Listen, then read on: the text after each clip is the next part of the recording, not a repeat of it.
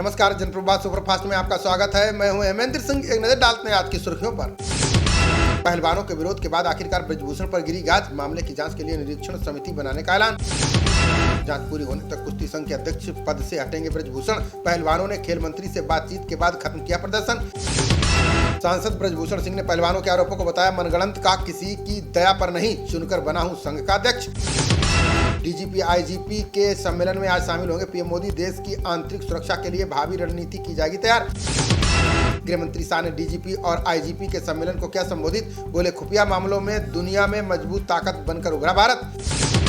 नड्डा आज कर्नाटक में विजय संकल्प यात्रा को दिखाएंगे हरी झंडी। विजयपुरा से शुरू होगी और पूरे राज्य से होकर गुजरेगी यात्रा। मौजूदा संसद भवन में ही होगा राष्ट्रपति मुर्मू का अभिभाषण। लोकसभा स्पीकर ने कहा, नया भवन अभी निर्माणाधीन।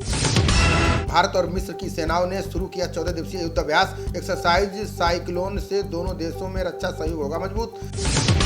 कांग्रेस ने 2024 लोकसभा चुनाव को लेकर शुरू की तैयारियां। पार्टी ने आरक्षित सीटों के लिए नियुक्त किए 50 समन्वयक। त्रिपुरा में ममता दीदी के चेहरे पर चुनाव लड़ेगी तृणमूल कांग्रेस। जीत के लिए तैयारी जोरों पर। अभिषेक बनर्जी करेंगे रैलियां। सुप्रीम कोर्ट ने तेलंगाना हाई कोर्ट के फैसले को किया रद्द। का ईएसआई कानून की होनी चाहिए उदार व्याख्या। बद्रीनाथ की राह में बाधा बन सकता है धंसता राष्ट्रीय राजमार्ग। सरकार के लिए बड़ी चुनौती है हाईवे के मरम्मत का काम। भोपाल में आज से शुरू हो रहा है अंतर्राष्ट्रीय विज्ञान महोत्सव। सीएम शिवराज सिंह चौहान करेंगे कार्यक्रम का उद्घाटन। कड़ाके की ठंड के बाद दिल्ली एनसीआर में मौसम ने ली करवट। शीतलहर के प्रकोप के बाद अब तापमान में बढ़ोतरी शुरू। मौसम विभाग ने 23 से 26 जनवरी के बीच बारिश की जताई संभावना। 30-40 किलोमीटर प्रति घंटे की रफ्तार से हवा चलने के आसार। मौनी अमावस्या पर प्रयागराज में संगम तट पर उमड़ा जैन सैलाब। लाखों श्रद्धालुओं ने संगम में लगाई पुण्य की डुबकी। जर्मनी में हुई बैठक में जेलेंस्की ने बताई हथियारों की जरूरत का। जीतने के लिए यूक्रेन को धनबाद नहीं टैंक चाहिए।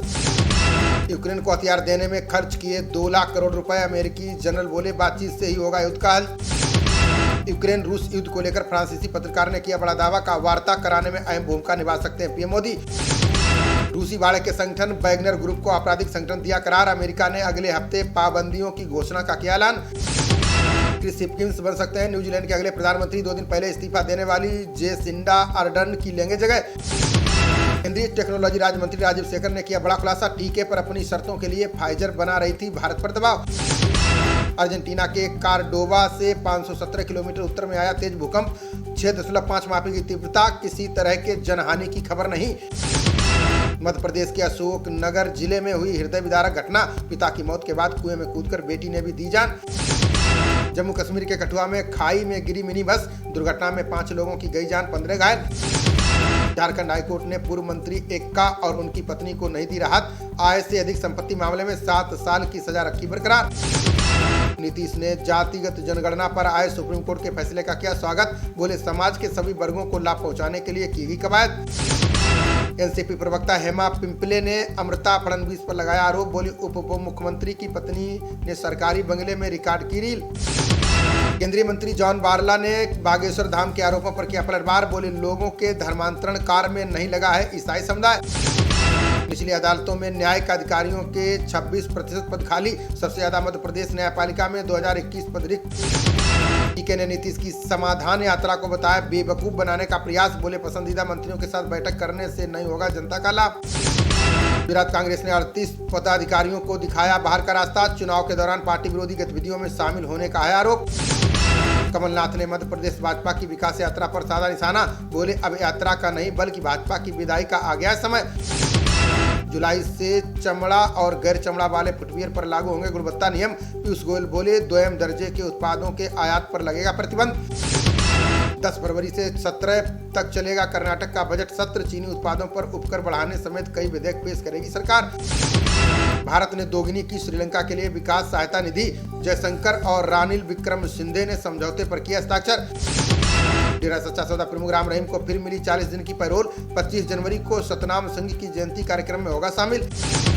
दिल्ली में मुख्यमंत्री और उपराज्यपाल में तेज हुआ आरोप प्रत्यारोप का दौर। एलजी ने केजरीवाल को पत्र लिखकर अपमानजनक टिप्पणी का लगाया आरोप। उपराज्यपाल वीके सक्सेना के पत्र पर केजरीवाल ने किया पलटवार। बोले, कंझावला जैसी घटना दोबारा ना हो, इस पर ध्यान दें उपराज्यपाल। केंद्रीय पूल में सबसे ज्यादा धान देने वाला दूसरा राज्य बना छत्तीसगढ़। सीएम बघेल बोले, 103 लाख मीट्रिक टन धान की हो चुकी है खरीद।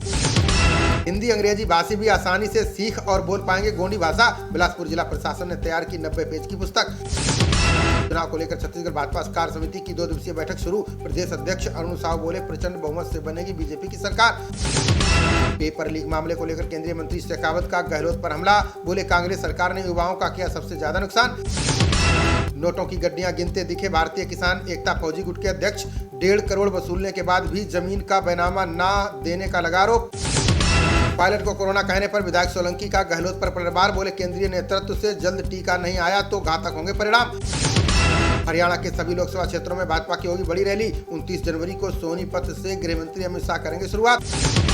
पंजाब के मुक्तसर और गुरदासपुर में एनआईए ने की छापेमारी। 10 लाख की नकदी, मोबाइल, सिम कार्ड और डायरी बरामद। आज जम्मू कश्मीर के चढ़वाल में सह यात्रियों के साथ आराम करेंगे राहुल गांधी। रविवार को हीरानगर मोड़ से फिर शुरू होगी भारत जोड़ो यात्रा। भारत और न्यूजीलैंड के बीच दूसरा वनडे मुकाबला आज। रोहित शर्मा ने टॉस जीतकर पहले गेंदबाजी का लिया फैसला। रायपुर में पहली बार कोई अंतर्राष्ट्रीय मैच खेल रहा भारत। जीत के साथ सीरीज अपने नाम करना चाहेगी टीम इंडिया। खबरों का सिलसिला जारी रहेगा, देखते रहिए जनप्रवाद। नमस्कार।